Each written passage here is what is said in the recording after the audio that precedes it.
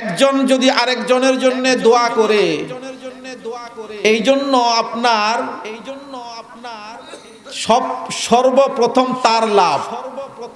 আমি যদি আপনাকে বলি যে আল্লাহ এই ভাইটাকে 1 কোটি টাকার মালিক বানায় দাও, আল্লাহ রব্বুল আলামিন আপনাকে 1 কোটি টাকা বানানোর আগে আল্লাহ আমাকে 1 কোটি টাকার মালিক বানায় আপনাকে বানাবে। আমি যদি বলি যে আল্লাহ এই ভাই যেন 5 তলা বিল্ডিং এর মালিক হয়, তাহলে সর্বপ্রথম এই 5 তলা বিল্ডিং এর মালিক আল্লাহ রব্বুল আলামিন আমাকে বানাবে। বুঝেন কথা? আমরা তো অনেক সময় কৃপণতা করি, বখিলামি, যে একজন আরেকজনকে দোয়া করতেই চাই না। এইখানে যদি কোনো হাজী থেকে থাকেন কিংবা যদি কোনো লোক থেকে থাকেন যে আপনার উমরা মক্কা মদিনা গিয়েছেন, তারা একটা জিনিস দেখবেন যে আরব কান্ট্রির বাহির থেকে যে সমস্ত লোকেরা আসে, আপনার ধরেন বিভিন্ন দেশ থেকেই তো লোকজন আসে, ইভেন সৌদিয়ানরাও, আপনি যদি একটা ছোট্ট যদি একটা হাদিয়া দেন, জাযাকাল্লাহ, হায়াকাল্লাহ, তাবারাকাল্লাহ, মাশাআল্লাহ, মারহাবা, এরকম করে আপনার হলো যে দোয়া দিতেই থাকে। আপনার ছোট্ট একটা উপহার, আমি একটা উদাহরণ দেই। আমি যখন এই আপনার হলে রিসেন্টলি 1 মাস উমরা থেকে আমি আসলাম, আমি ঢাকা থেকে একটা আতর নিয়ে গেছিলাম।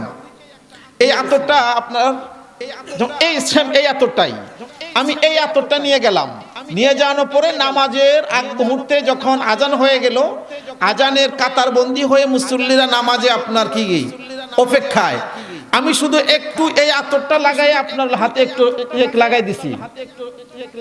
বলেন তো যে এই আতরটায় আমার কতটুকু আতর কি হয়েছে বে হয়েছে, অথচ এই একটুটুকু আতরের ঘষা দেওয়ার কারণে এমন কোন হাজী আমার চোখে পড়ে নাই তারা আপনার একাধিক আপনার দোয়া আমার জন্য না করছে। আমি তো খুশি। ইয়া হাজ্জি হাইয়াকাল্লাহ, জাযাকাল্লাহ, তাবারাকাল্লাহ। এই যে এইভাবে হইলো যে আপনার হলো কি দোয়া, তাদের এই যে আপনার দোয়া দেখে আপনার মনে চাবে যে আমি আরেকটু যদি কি করতে পারি সহযোগিতা। আলহামদুলিল্লাহিল্লাযী কাসসারাল হাসা ফি কিতাবিহি আলা তাদাব্বুরি ওয়াল ইতিবার ওয়ান নাযারি ওয়াল ইফতিকার ওয়া নাশহাদু আল্লা ইলাহা ইল্লাল্লাহু ওয়াহদাহু লা শারীকা লাহু ونشهد أن سيدنا وسندنا وحبيبنا وأولانا ومولانا محمدا عبده ورسوله الذي أرسل رسوله بالحق إلى الخلق بشيرا ونذيرا وداعيا إلى الله بإذنه سراجا وقمرا منيرا أما بعد فأعوذ بالله من الشيطان الرجيم بسم الله الرحمن الرحيم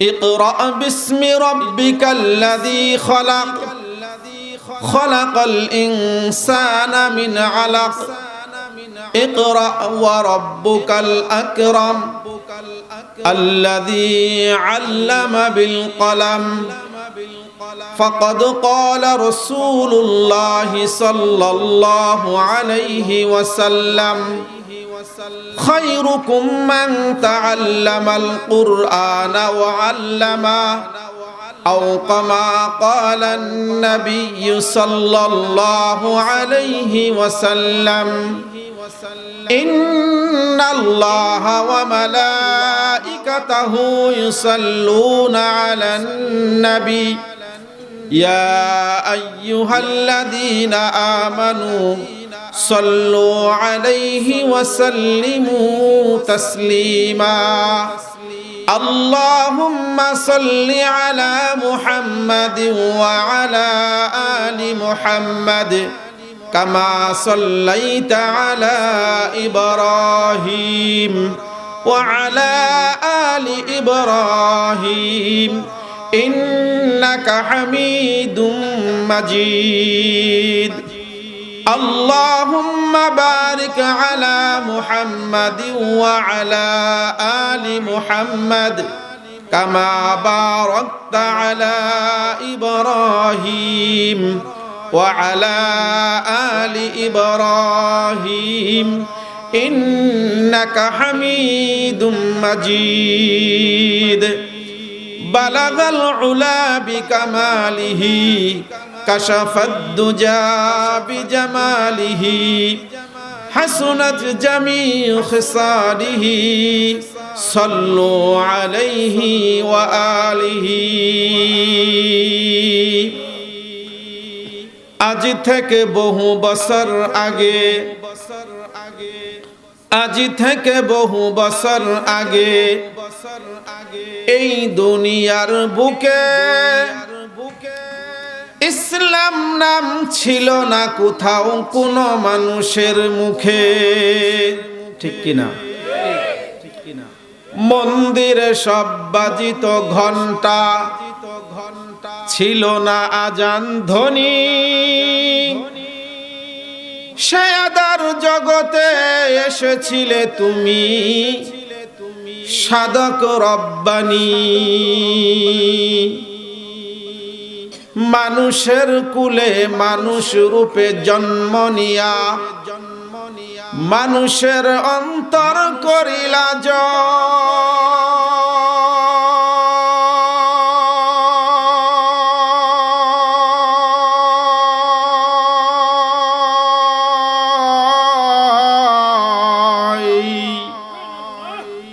কোরআন দিয়া হাদিস দিয়া ভালোবাসা দিয়া অন্তর দিয়া মন্ত্র দিয়া নয়। লা ইলাহা ইল্লাল্লাহ, লা ইলাহা ইল্লাল্লাহ, লা ইলাহা ইল্লাল্লাহ, লা ইলাহা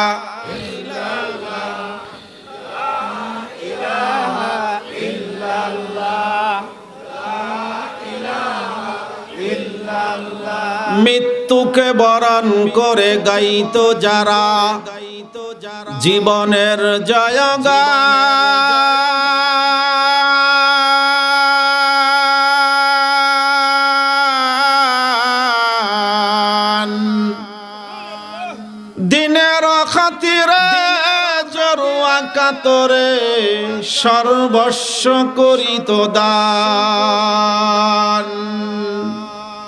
অর্ধ পৃথিবী করিত শাসন, তালি দেওয়া জামা গায়ে,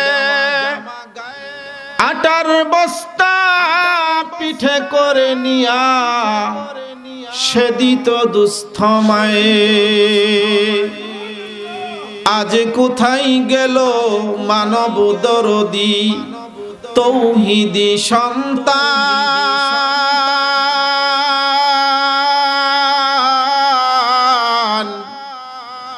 কোথায় গেল সোনার মানুষ, কোথায় মুসলমান? লা ইলাহা ইল্লাল্লাহ, জোরে লা ইলাহা ইল্লাল্লাহ, লা ইলাহা ইল্লাল্লাহ, লা ইলাহা ইল্লাল্লাহ, লা ইলাহা ইল্লাল্লাহু মুহাম্মাদুর রাসূলুল্লাহ সাল্লাল্লাহু আলাইহি ওয়াসাল্লাম। দারুস সালাম নুরানি হাফিজিয়া মাদ্রাসা ও এলাকাবাসীর উদ্যোগে ওয়াজ ও দুয়ার মাহফিলের সুনামধন্য সভাপতি, দূর দূরান্ত থেকে নায়েবে নবী উলামায়ে কেরাম, ইসলামের ঝান্ডাবাহী, ইসলামের পতাকাবাহী, ইসলামের নিশানাবাহী তৌহিদি জনতা, পর্দার অন্তরালের সতী ও সাধ্বী মা ও বোনেরা, আল্লাহ তাআলার আলিশান দরবারে লাখো কোটি শুকর যে মহান আল্লাহ পাক আমাদের সকলকে এই রিয়াজুল জান্নাহ জান্নাতের বাগানে আসার মতো, বসার মতো, কথা বলার মতন তৌফিক দিলেন। এই জন্য দিল থেকে শুকরিয়া আদায় করি আলহামদুলিল্লাহ। লা ইন শাকারতুম লা আযীদান্নাকুম ওয়া লা ইন কাফারতুম ইন্না আযাবি লাশাদীদ। আল্লাহ তাআলার নিয়ামত পেয়ে শুকরিয়া আদায় করলে আল্লাহ তাআলা বান্দাকে নিয়ামত বাড়ায় দেন। নিয়ামত পেয়ে শুকরিয়া আদায় না করলে আল্লাহ রাব্বুল আলামিন বান্দার কাছ থেকে নিয়ামত কঠিন আযাবে গ্রেফতারি করে। আল্লাহ রাব্বুল আলামিন আজকে আপনাকে আমাকে এই রিয়াজুল জান্নাহ জান্নাতের বাগানে যাচাই বাছাই করে এলাকার হাজার হাজার মানুষ থেকে যাচাই বাছাই করে এই রিয়াজুল জান্নাতে আপনাকে আমাকে বসার মতন তৌফিক দিয়েছেন। এটা তাকদীর কা মুআমালা, নসিবে থাকতে হবে। সবার ভাগ্যে এই রিয়াজুল জান্নাতে বসার মতো তৌফিক হয় না। আমি ঢাকা থেকে আসছি, আমার বাম পাশে হলো শ্রদ্ধেয় কাকা, আমাকে অত্যন্ত স্নেহ করে, আমি ওনাকে অত্যন্ত শ্রদ্ধা করি। আমি শুধু বলছি যে কাকা অমুক জায়গায় মাহফিল, আপনি কি যাবেন? সাথে সাথে কাকা যে কথাটা বলছে সেটা স্মরণ রাখার মতো কথা। সে কথাটা হলো যে কি বলেন, আপনি মাহফিলের কথা বলছেন আর আমি মাহফিলে যাব না? অবশ্যই যাব। তে আমার গাড়ি করে আমি সাথে করে উনাকে হলো আপনার সাথে করে নিয়ে আসছি। এই কাকার জন্য দোয়া করবেন। এই কাকাকে যেন আল্লাহ রাব্বুল আলামিন দ্বীনের একজন রাহবার, দ্বীনের একজন খাদেম হিসাবে কবুল করে, বলুন আমিন। একজন যদি আরেকজনের জন্য দোয়া করে, এই জন্য আপনার সর্বপ্রথম তার লাভ। আমি যদি আপনাকে বলি যে আল্লাহ এই ভাইটাকে 1 কোটি টাকার মালিক বানায় দাও, আল্লাহ রাব্বুল আলামিন আপনাকে 1 কোটি টাকা বানানোর আগে আল্লাহ আমাকে 1 কোটি টাকার মালিক বানায় আপনাকে বানাবে। আমি যদি বলি যে আল্লাহ এই ভাই যেন 5 তলা বিল্ডিং এর মালিক হয়, তাহলে সর্বপ্রথম এই 5 তলা বিল্ডিং এর মালিক আল্লাহ রাব্বুল আলামিন আমাকে বানাবে। বুঝেন কথা? আমরা তো অনেক সময় কৃপণতা করি, বখিলামি, যে একজন আরেকজনকে দোয়া করতেই চাই না। এইখানে যদি কোনো হাজী থেকে থাকেন কিংবা যদি কোনো লোক থেকে থাকেন যে আপনার উমরায় মক্কা মদিনা গিয়েছেন, তারা একটা জিনিস দেখবেন যে আরব কান্ট্রির বাহির থেকে যে সমস্ত লোকেরা আসে, আপনার ধরেন বিভিন্ন দেশ থেকেই তো লোকজন আসে, ইভেন সৌদিয়ানরাও, আপনি যদি একটা ছোট্ট যদি একটা হাদিয়া দেন, জাযাকাল্লাহ, হায়াকাল্লাহ, তাবারাকাল্লাহ, মাশাআল্লাহ, মারহাবা, এরকম করে আপনার হলো যে দোয়া দিতেই থাকে। আপনার ছোট্ট একটা উপহার। আমি একটা উদাহরণ দেই। আমি যখন এই আপনার হলে রিসেন্টলি 1 মাস উমরা থেকে আমি আসলাম, আমি ঢাকা থেকে একটা আতর নিয়ে গেছিলাম। এই আতরটা আপনার এই আতরটাই আমি এই আতরটা নিয়ে গেলাম। নিয়ে যাওয়ার পরে নামাজের আগ মুহূর্তে যখন আজান হয়ে গেল, আজানের কাতারবন্দি হয়ে মুসল্লিরা নামাজে আপনার কি অপেক্ষায়, আমি শুধু একটু এই আতরটা লাগাই আপনার হাতে একটু লাগাই দিছি। বলেন তো যে এই আতরটাই আমার কতটুকু আতর কি হয়েছে ব্যয় হয়েছে, অথচ এই একটুটুকু আতরের ঘষা দেওয়ার কারণে এমন কোন হাজি আমার চোখে পড়ে নাই তারা আপনার একাধিক আপনার দোয়া আমার জন্য না করছে। আমি তো খুশি। ইয়া হাজ্জি হাইয়াকাল্লাহ, জাযাকাল্লাহ, তাবারাকাল্লাহ। এই যে এইভাবে হইলো যে আপনার হইলো কি দোয়া, তাদের এই যে আপনার দোয়া দেখে আপনার মনে চাবে যে আমি আরেকটু যদি কি করতে পারি সহযোগিতা। আর সবচাইতে আমাদের হীন মনোমানসিকতা আপনার হলো যে আপনার বাঙালি এবং হলো ইন্ডিয়ান মানুষদের ভিতরে হীনমন্যতা, যে একটু আরেকজন ভাইয়ের জন্য একটু দোয়া, যে মনে হইতেছে যে না জানি আমার 1 বিঘা সম্পত্তি নিয়ে গেল। এই জন্যই এই কৃপণতা, এই মন মানসিকতা কখনো আমাদের থাকা চাই না। আমাদের চাই আমি যদি আরেক ভাইকে কি করি, দোয়া করি, ওই দোয়াটা আমার দিকে আপনার হলো কি ফিরে আসবে।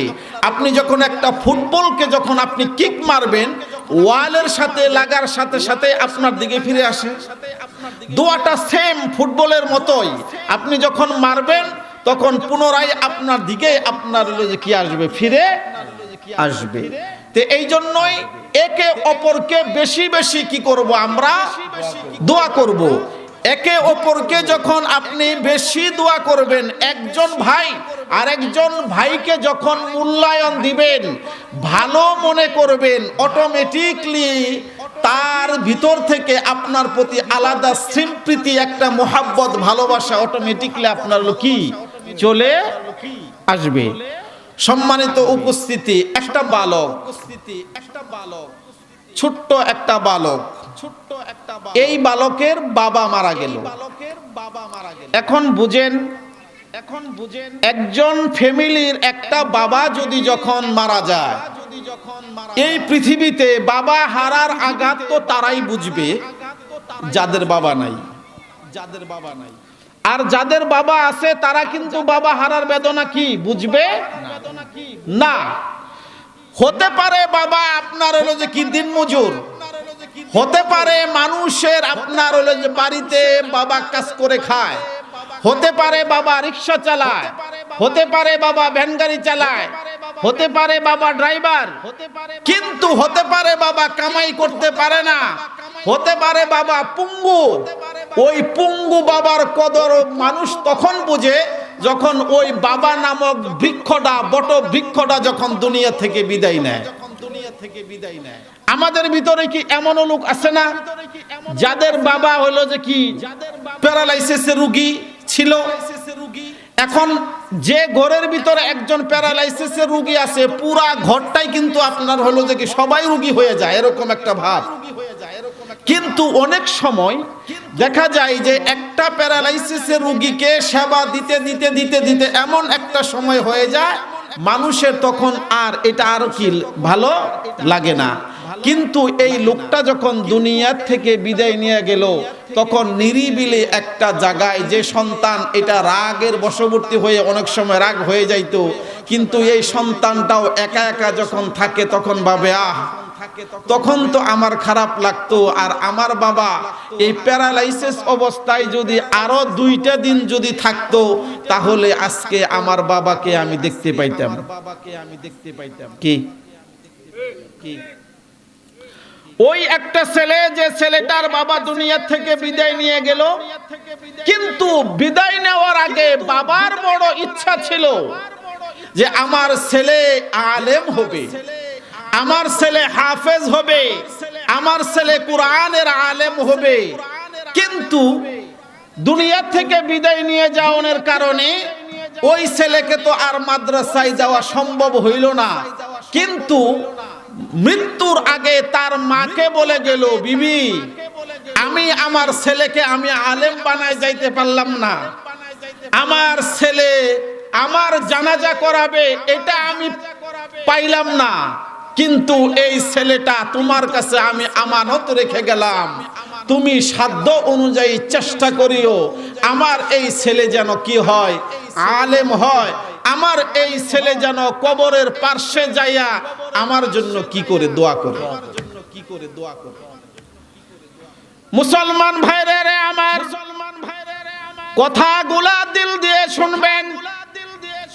ওই এতিম সন্তানের জন্য বাবা দোয়া করে যায়, দোয়া করে যাওয়ার কারণে আল্লাহ রব্বুল আলামিন ওই সন্তানকে এমন ভাবে কবুল করলেন, কিন্তু মা বেঁচে আছে, মা সংসার চালানোর মতো অবস্থা নাই। ওই মা তার সন্তানকে মাদ্রাসায় পড়াবে এই ধরনের কোনো ব্যবস্থা তার নাই। বাধ্য হয়ে মা যেহেতু সেই সন্তানকে আপনার মাদ্রাসায় পড়াইতে পারলো না, ওই এলাকার ভিতরে একটা বড় জমিদার, যে জমিদারের অনেকগুলা গরুর পাল, এই গরুর পালের কাজের ভিতরে ওই সন্তানটা, মাসুম সন্তান বাচ্চাটাকে লাগাই দিল। আর ওই সন্তান প্রতিদিন এই গরুগুলা হাঁকাইয়া হাঁকাইয়া বদের ভিতরে চরানে নিয়ে যায়, আবার পেট ভরাইয়া আবার বাড়িতে নিয়ে আসে। এইভাবে দীর্ঘদিন চলার পর কাজের মালিক, ওই ছেলেটার মালিক একদিন ডাক দিয়া বলে, তুমি অনেক দিন হয়ে গেছো আমার কাছে এখানে কাজ করো। দীর্ঘদিন কাজ করার কারণে আমি একটা জিনিস লক্ষ্য করতেছি, গরুগুলা আগের মতো পেট ভরায় না। পেট না ভরাইয়া খালি পেটে তুমি নিয়ে আসো। তুমি কি কাজের ভিতরে মন বসাইতে পারতেছ না? তোমার ডিউটি তো কি চলতেছে না, ভালো চলতেছে না। তুমি ভালো করে ডিউটি করো। বলুন তো দেখি, একজন বাবা হারা সন্তান যখন পরের বাসায় যখন কাজ করে, ওই ছেলেটার প্রতি কি ধরনের মায়া এবং মোহাব্বত দিয়ে ওই লোকটা দেখে। নিজের ছেলের মতো মায়া মোহাব্বত করিয়া কখনো কাজের ছেলেকে মায়া মোহাব্বত দেখায় না, ঠিক? ওই লোকটা যখন এইভাবে কথা বলে, সন্তান তার কথার জবাব না দিয়া মার কাছে আসিয়া ডাক দিয়া বলে, মা, 3 বেলা 3 মুঠো তুমি আমাকে খাওয়াইতে পারো না। পেটের ক্ষুধার জ্বালায় তুমি ওই লোকটার কাছে আমাকে কাজের ভিতরে লাগাই দিছো। আমি গরুর পালগুলা আমি সকাল বেলা নিয়ে যাই, সারা দিন গরু রাখালি করিয়া সন্ধ্যা সময় নিয়ে আসি, তথাপিও আমি ওই লোকটার মন পাই না। যখন মার কাছে সন্তান যখন এই দুঃখের কথা বলে, মা চল দিয়ে মুখগুলা আপনার চোখের পানি মুছার দিয়ে বলে, বাবা, তোর বাবা নিয়ত করেছিল তোকে আলেম বানাবে, তোর বাবা নিয়ত করেছিল তোকে হাফেজ বানাবে, কিন্তু দুনিয়ার জমিনে তোর বাবা বেশি দিন টিকলো না। কিন্তু আমার কাছে তো ওই ধরনের অর্থ করি নাই যে অর্থ করি দিয়ে আমি তোকে মাদ্রাসায় পড়াবো, এমন অর্থ নাই যে অর্থ দিয়ে তোকে 3 বেলা আমি খাওয়াইতে পারি, পড়াইতে পারি। কি করবি রে বাবা? কষ্ট করে ওই মহাজনের কাছে দিন অতিবাদ করতে থাক। সন্তানকে বুঝ দিয়া ওই জনম দুঃখিনী মা রাত্রিবেলায় মসল্লা বিছাইয়া আল্লাহ রব্বুল আলামিনের কাছে দোয়া করে, মাওলা, আমার একটা সন্তান দিছ, আয় আল্লাহ, আমার স্বামী নিয়ত করেছিল আমার সন্তানকে আলেম বানাবে, আমার সন্তানকে হাফেজ বানাবে। ও মাওলা, আমার স্বামীকে দুনিয়ার থেকে নিয়ে গেছো, আমার ওই রকম অর্থ করি নাই যে অর্থ কুরির মাধ্যমে আমার সন্তানকে পড়াবো। ও আল্লাহ, আমার স্বামী যে নিয়ত করেছিল আমারও মা হিসেবে দিল চায়, আমার এমন সন্তান দুনিয়ার জমিনে আমি বানাইয়া যাই যে সন্তান আমার জানাজা পড়াইবে, যে সন্তান আমার কবরের পার্শ্বে দাঁড়িয়ে আমার জন্য দোয়া করবে। ভাইরা আমার, বন্ধুরা আমার, দোস্তরা আমার, আল্লাহ রব্বুল আলামিন ওই মায়ের দোয়া কবুল করে নিলেন। কবুল কেমন করে করলেন? একদিন হঠাৎ করে ওই সন্তান যখন গরু রাখালি করিয়া করিয়া যখন আপনার চড়ানের দিকে যাইতেছে, বন্দের দিকে যাইতেছে, সন্ধ্যাবেলা যখন ওই লোক, ওই ছেলেটা যখন আসতেছে, ওই এলাকার একজন আলেম, ওই মসজিদের ইমাম ওই সন্তানের চেহারার দিকে তাকাইছে। সন্তানের দিকে চেহারার দিকে তাকানোর কারণে ওই আলেমে বুঝতে পেরেছে এই চেহারার ভিতরে এটা একটা সাধারণ কোনো চেহারা নয়, এই চেহারার ভিতরে অন্য কিছু আমি দেখতে পাইতেছি। ওই ছেলেকে ডাক দিয়া দাঁড় করাইয়া ডাক দিয়া বলতেছে, বাবা তুমি একটু দাঁড়াও, তোমার সাথে আমি কথা বলবো। যে কোথায় গিয়েছিলে? ও এই গরুগুলা চড়ানোর জন্য আমি বন্দের দিকে গিয়েছিলাম, এখন আবার ফিরে আসতেছি। আলেম ডাক দিয়া বলে, বাবা বলো তো তোমার নাম কি? ওই রাখাল ডাক দিয়া বলে, হুজুর আমার নাম হলো ইমামউদ্দিন, আমার নাম হলো ইমামউদ্দিন। সঙ্গে সঙ্গে হুজুর ডাক দিয়ে বলে, বাবা তোমার নামের কি অর্থ বলতে পারো? তোমার নামের কি অর্থ তুমি কি জানো? ছেলে ডাক দিয়ে বলে, হুজুর এই অর্থ, নামের অর্থ জানার জন্য আমার বাবা নিয়ত করেছিল আমাকে আলেম বানাবে, আমার বাবা নিয়ত করেছিল আমাকে হাফেজ বানাবে, কিন্তু আমার বাবা তো দুনিয়া থেকে নাই, বিদায় হয়ে গেছে। আমার মা বেঁচে আছে, আমি একটা মাত্র সন্তান। ওই নামের কি অর্থ আমি তো বলতে পারবো না। ওই আলেম ডাক দিয়া বলে, বাবা তোমার নামের অর্থ হলো তুমি দ্বীনের ইমাম। ইমামউদ্দিন নামের অর্থ হলো দ্বীনের ইমাম। বাবা তুমি তো গরুর ইমামই করতেছ, গরুর ইমাম, গরুর রাখালি করতেছ, তুমি তো গরুর ইমাম হওয়ার যোগ্য না, যোগ্য না। তুমি তো জনগণের কি হবা? ইমাম হবা। ওই রাখাল ডাক দিয়ে বলে, হুজুর আমি যে জনগণের ইমাম হব, আমার নামের অর্থের উপরে যে আমি আমল করব, আমার তো কোনো টাকা নাই, পয়সা নাই, করি নাই। ও হুজুর ডাক দিয়া বলে, বাবা আলেম হইলে টাকার দরকার হয় না, টাকার দরকার হয় না। আলেম হতে হইলে সর্বপ্রথম যে জিনিসের দরকার সেটা হলো হিম্মতের প্রয়োজন। তুমি হিম্মত করে নিয়ত করো, আল্লাহ রাব্বুল আলামিন কি করে দিবেন? ব্যবস্থা করে দিবেন। তুমি একটা সহি নিয়ত করো, এই সহি নিয়তের করার কারণে আল্লাহ রাব্বুল আলামিন তোমার নিয়ত কি করবে? পুরা করবে। কিতাবের ভিতরে এসেছে, বান্দা যখন সহিভাবে নিয়ত করে, এই নিয়তের নাম হলো ইসমে আজম। ইসমে আজম বলা হয় ওই জিনিসগুলা, যে জিনিসগুলা জপার পর আল্লাহ রাব্বুল আলামিনের জন্য যা কিছু চায়, সঙ্গে সঙ্গে আল্লাহ রাব্বুল আলামিন তা দিয়ে দেয়। ইসমে আজমের দোয়া পড়ে কোন বান্দা যদি দোয়া করে, সঙ্গে সঙ্গে সেই দোয়া কবুল হয়ে যায়। আপনি হঠাৎ করে নিয়ত, আপনি বাজারে গেছেন, কোথায়? গোপালপুর বাজার।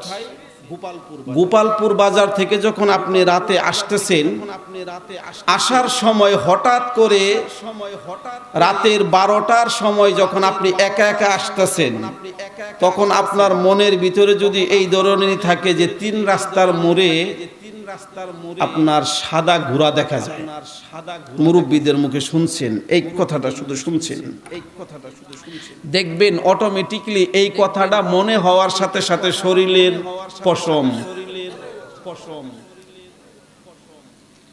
কিন্তু সাথে সাথেই যদি আপনার এইরকম একটা নিয়ত হয়, কি এর ঘোড়া টোরা, কি আজে বাজে, কিচ্ছু না, এই যে একটা কথা আপনি যে বললেন কিচ্ছু না, এই কথাটা বলার সাথে সাথেই দেখবেন আপনার ভয়, আপনার ডর অন্তর থেকে সব ধুয়ে মুছে সাফ হয়ে গেছে। যে নিয়তের নাম হলো ইসমে আজম।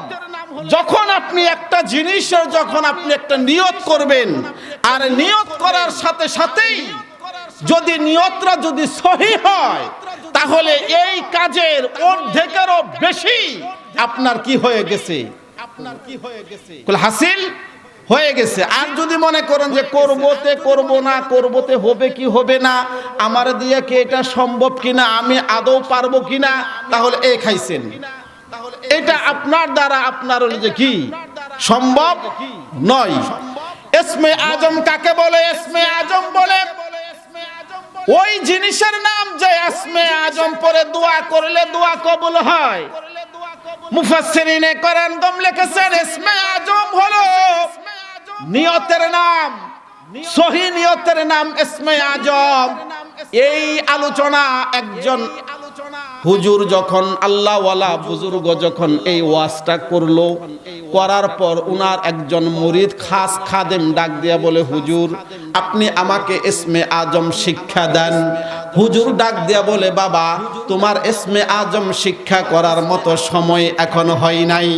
তোমার যে বয়স, এই বয়সে ইসমে আজম তুমি শিখতে পারবা না। ওই বান্দা নাসুর বান্দা হুজুর কেউ ছাড়ে না, ইসমে আজম শিক্ষা দিতেই হবে। হুজুর যখন শিখাবে না, ওই বান্দাও যখন ছাড়বে না, ওই জিনিসটা শিক্ষা দেওয়ার আগে হুজুর ডাক দিয়ে বলতেছে, বাবা আমি তোমাকে ইসমে আজম শিক্ষা দিব। ইসমে আজম শিক্ষা দেওয়ার আগে তোমাকে একটা পরামর্শ দেই। সেই পরামর্শটা হলো এই, আগামী কালকে ওই 4 রাস্তার মোড়ে তুমি একটা ডিউটি করবা। আর এই ডিউটিটা যে এমন ভাবে করবা, একটা নজরও যেন এদিক সেদিক হয় না। সারাদিন তুমি কি করলা, কি দেখলা, সন্ধ্যার সময় আসিয়া আমাকে পুরা ঘটনার কারগুজারিটা আমাকে শোনাবা। আল্লাহর বান্দা ইসমে আজম শিক্ষা গ্রহণ করার জন্য সকাল বেলায় ফজর নামাজের পরে 4 রাস্তার মোড়ে আপনার দাঁড়াইয়া গেল।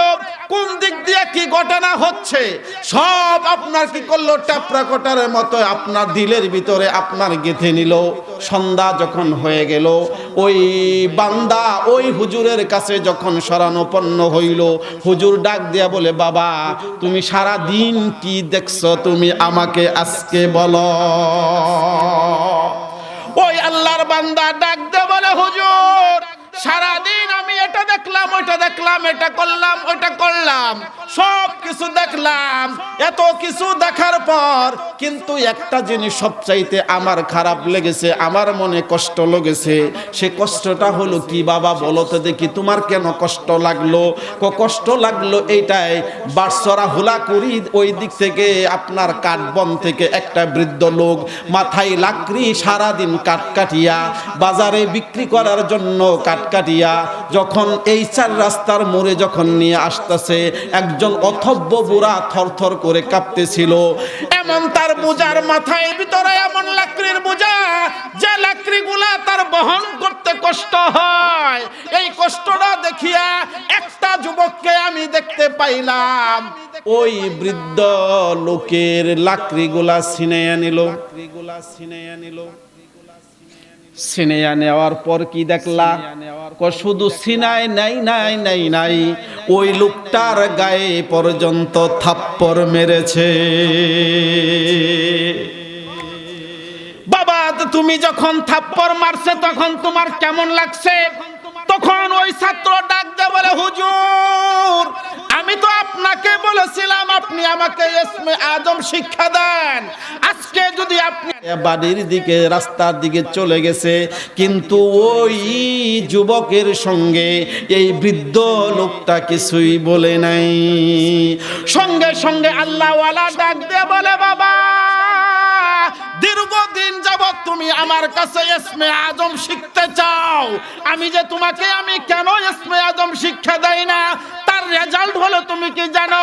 যে লোকটার মাথায় আজকে তুমি লাকড়ির বোঝা দেখেছিলা, ওই বৃদ্ধ লোক অন্য কোন বৃদ্ধ লোক না, আর কেউ না, উনি হলো আমার আধ্যাত্মিক লাইনের পীর।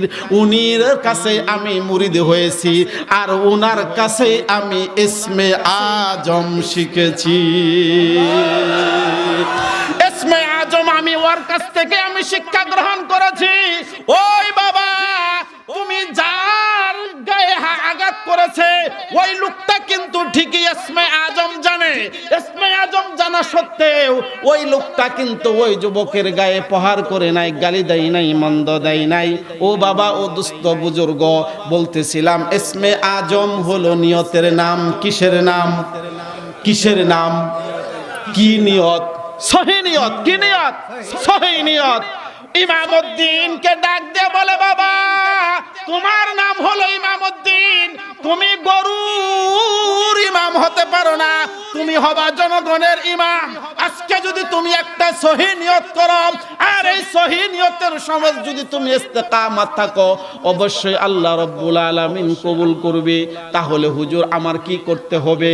কয় ইলম শিক্ষা করার জন্য তোমার কষ্ট করা লাগবে, মুজাহাদা করা লাগবে। কষ্ট ছাড়া কখনো ইলম হাসিল হয় না। ও বাবা, এই এলাকার ভিতরে ওই রকম কোন মাদ্রাসা নাই। তুমি যদি ইলম হাসিল করতে চাও, ভারতের সাহারানপুরে একটা মাদ্রাসা আছে, ওই মাদ্রাসায় তুমি চলে যাও। বাড়িতে আইসা সঙ্গে সঙ্গে ওই রাখাল গরুওয়ালার কাছে গরুগুলা বুঝাইয়া দিয়া সঙ্গে সঙ্গে চলে গেলেন মায়ের দরবারে। ডাক দিয়ে বলে, মা, আমার বাবা নিয়ত করেছিল আমাকে আলেম বানাবে, আমার বাবা নিয়ত করেছিল আমি কোরআনের হাফেজ হব, আমার বাবা নিয়ত করেছিল আমি কোরআনের তাফসীর কারক হব।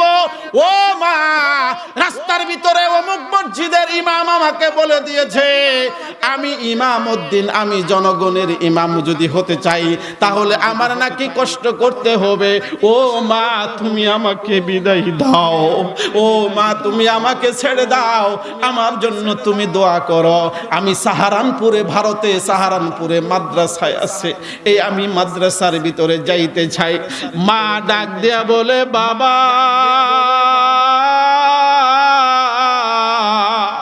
এই সাহারানপুরে যে তুমি যাবা, সাহারানপুরে যাওয়ার জন্য গাড়ি ভাড়া দরকার, তোমার থাকা খাওয়ার পয়সা দরকার।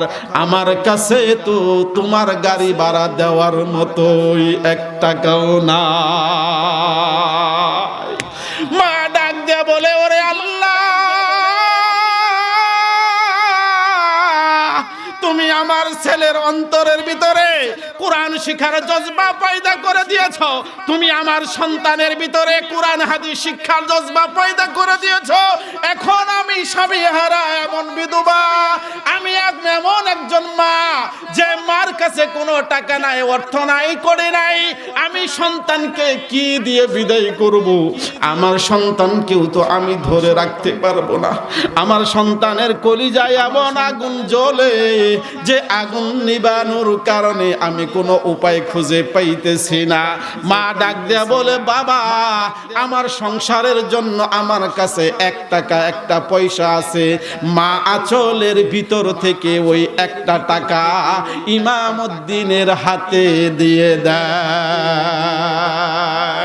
দুনিয়ার জমিনে অনেক দেখবেন, অনেক দেখবেন, অনেক দেখবেন, মা, অনেক মায়েদের আসলের ভিতরে অনেক টাকা থাকে, অনেক টাকা থাকে।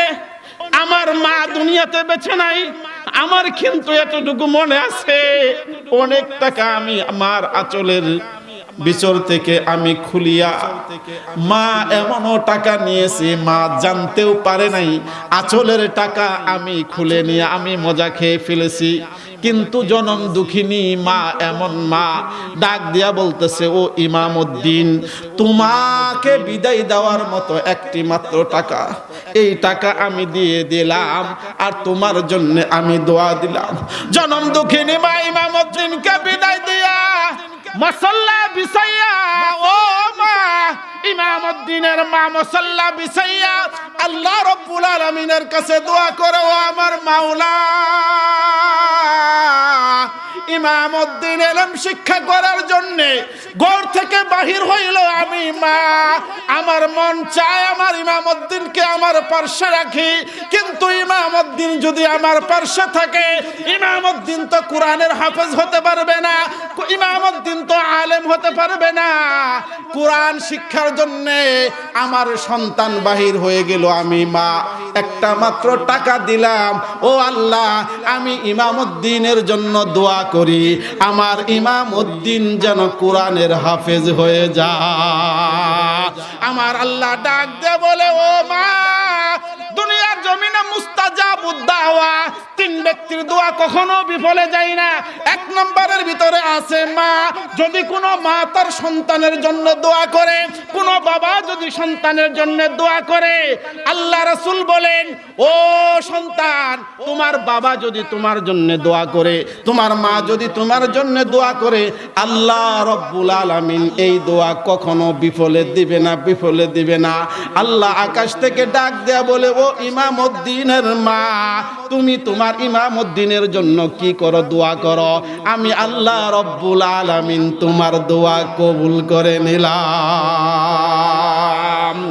ইমামউদ্দিন একটা টাকা পাইয়া, মায়ের আঁচলের একটা টাকা নাইয়া ইমামউদ্দিন পথ চলতে শুরু করলো।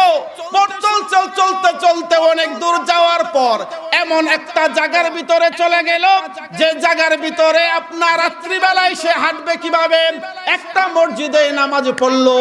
নামাজ পড়ার পর ইমাম সাহেবের পিছনে নামাজ পড়ার পর ইমামউদ্দিন বসে রইছে, আর আল্লাহ রব্বুল আলামিনের কাছে ইমামউদ্দিন দোয়া করতেছে, আল্লাহ, আমি ইলমে দ্বীন শিক্ষা করার জন্য আমি ঘর থেকে বাহির হয়েছি, আমার কি অবস্থা একমাত্র তুমি জানো। মান সালাকা তরিকা ইয়ালতামিসু ফিহি সালমাল্লাহু মান সালাকা তরিকা ইয়ালতামিসু ফিহি ইলমান সাহালাল্লাহু বিহি তরিকান ইলাল জান্নাহ।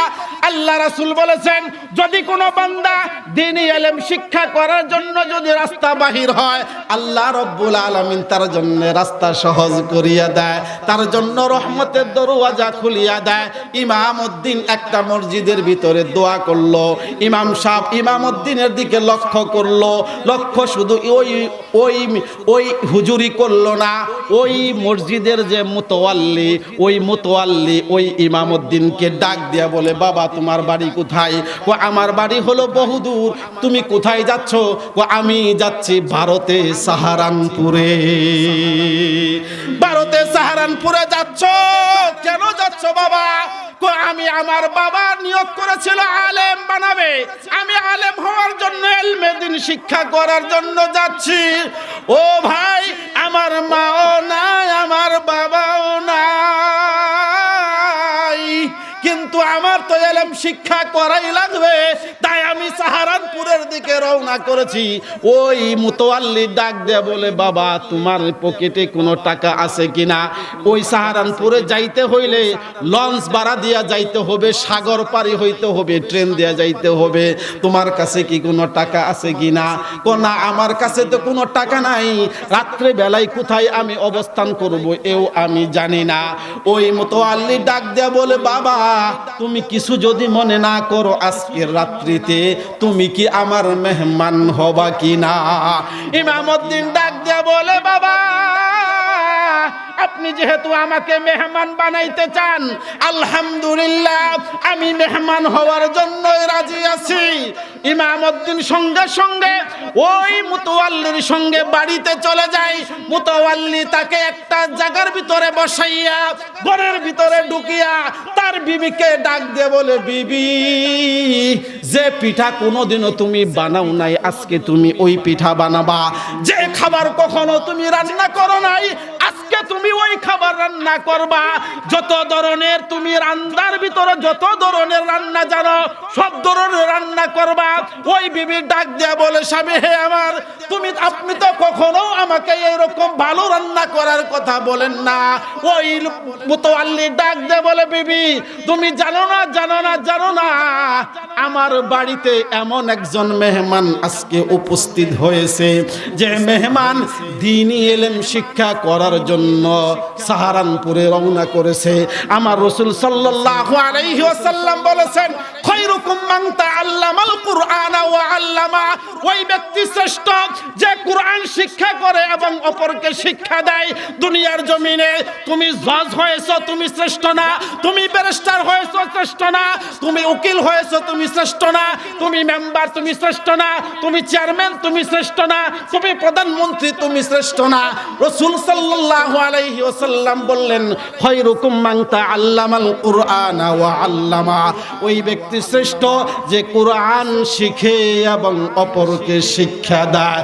ও আমার বিবি, আমার আপনার ঘরে এমন একজন মেহমানের আগমন ঘটেছে যে হাদিসের ভাষায় রাসূলুল্লাহ সাল্লাল্লাহু আলাইহি ওয়াসাল্লামের জবানে যে লোকটাকে বলেছে শ্রেষ্ঠ। ভাইরা আমার বলুন তো আমার, যারা কোরআন শিখে এরা শ্রেষ্ঠ নাকি বলেন? আর যারা শিক্ষা দেয় এরাও শ্রেষ্ঠ। তাহলে কোথাও কি বলা হয়েছে যে ডক্টরেট করলো, যে এমবিবিএস ডাক্তার হলো, এফআরসিএস হলো, এফসিবিএস হইলো, সে কি শ্রেষ্ঠ? প্রধানমন্ত্রী শ্রেষ্ঠ, দেশের রাষ্ট্রপতি শ্রেষ্ঠ?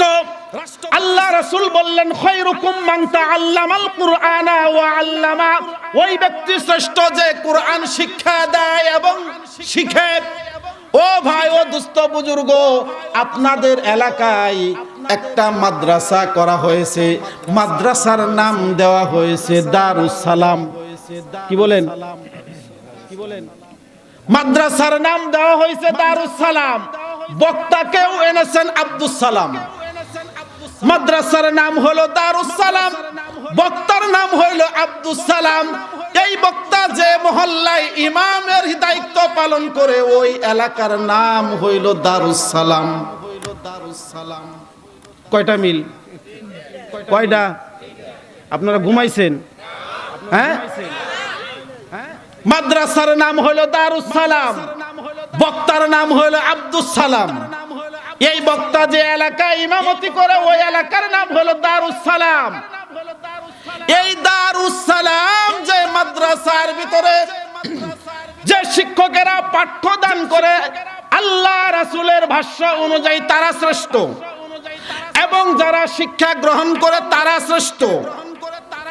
ইমামউদ্দিনকে ভালো মানের রান্না খাওয়াইয়া, উত্তম একটা সেবা দিয়া রাত্রি বেলায় ঘুম পাড়াইয়া রাখছে। সকাল বেলা ইমামউদ্দিনকে ওই মুতাওয়াল্লি ডাক দিয়া বলে, বাবা তুমি যে সাহারানপুরে যাবা, সাহারানপুরে যাওয়ার মতো তোমার কোনো টাকা আছে কিনা? ইমামউদ্দিন ডাক দিয়া বলে, বাবা আমি যে টিমারে যাব, আমি যে লঞ্চে যাব, এই লঞ্চে যাওয়ার জন্য আগে টিকিট লাগবে না? যারা লঞ্চে যাতায়াত করছেন, লঞ্চে যদি একবার উঠে পড়েন, উঠোনের পরে লঞ্চের মাঝ পথে যাইয়ে আপনার টিকিট কাটার ব্যবস্থা আছে কি নাই? আছে। ওই মাঝ পথে যাইয়ে টিকিটের কাটার ব্যবস্থা আছে। আমি যে লঞ্চের ভিতরে উঠব, এই লঞ্চের ভিতরে আগে থেকে কোনো টিকিট কাটা লাগবে না। আমি যদি মাঝখানে শুনি, যদি আমাকে জিজ্ঞাসা করে বাবা তোমার কাছে টিকিট আছে কি না, তখন বলবো আমার কাছে টাকাও নাই, টিকিট নাই। ওই লঞ্চওয়ালারা কখনো আমাকে লঞ্চে থেকে সাগরে ফালাই দিবে না, এবং ওই লঞ্চ থেকে আবার পুনরায় ঘাটে পিছন দিকে ব্যাক করবে না, তাদের গন্তব্য স্থানে ঠিকই নিয়ে যাবে। মাঝখান থেকে আমার যে টিকিট নাই, আমার পকেটে যে টাকা নাই, এই কথাটা বলার কারণে হতে পারে আমাকে একটু গাল দিবে, মন্দ বলবে, বকা জগা দিবে। আমি কিন্তু কোরআন শিক্ষা করার কারণে, হাদিস শিক্ষা করার কারণে এই গাল মন্দকে আমি হজম করব। ভাইরা আমার, বন্ধুরা আমার, দোস্তরা আমার, কত আলেমকে আমরা গালি দেই, কত মাওলানাকে বাংলার মুসলমান গালি দেয়, ঠিক কিনা? কিন্তু ওই গালি অনুযায়ী আলেমেরা কখনো আপনার পাল্টা জবাব দেয় না। ওই গালিকে কি করে আলেম উলামারা হজম করে? মাকারাল্লাহু ওয়া মাকারা ওয়াল্লাহু খায়রুল মাকিরিন। বান্দা তুমি কত মক্কর জানো, তার চাইতে আমি বেশি মক্কর জানি। কি বলেন?